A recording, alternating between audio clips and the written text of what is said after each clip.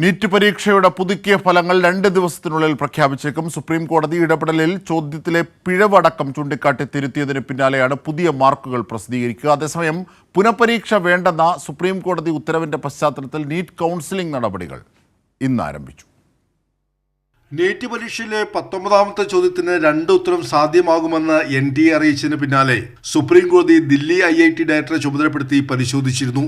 റിപ്പോർട്ടിന്റെ അടിസ്ഥാനത്തിൽ ഒറ്റയുത്തരമെന്ന നിലയിൽ സുപ്രീം കോടതി തിരുത്തിയതോടെ മാർക്കുകൾ പുതുക്കി പ്രസിദ്ധീകരിക്കാനൊരുങ്ങിയാണ് NTA. 2 ദിവസത്തിനുള്ളിൽ പുതിയ മാർക്കുകൾ വെബ്സൈറ്റിലൂടെ പ്രസിദ്ധീകരിക്കുമെന്ന് കേന്ദ്ര വിദ്യാഭ്യാസ മന്ത്രി ധർമ്മേന്ദ്ര പ്രധാനും അറിയിച്ചു. നീറ്റ് പരീക്ഷ നടത്തിപ്പിൽ വലിയ വീഴ്ചയുണ്ടായി എന്ന വിലയിരുത്തലാണ് സുപ്രീം കോടതി നടത്തിയത്.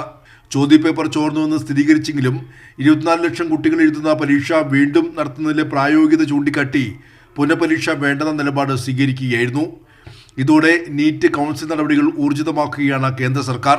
നേരത്തെ തന്നെ വെബ്സൈറ്റ് വഴി പ്രവേശന സീറ്റുകളുടെ ഒഴിവുകൾ രേഖപ്പെടുത്താൻ മെഡിക്കൽ കോളേജുകളോട് മെഡിക്കൽ കൗൺസിലിംഗ് കമ്മിറ്റി നിർദ്ദേശം നൽകിയിരുന്നു.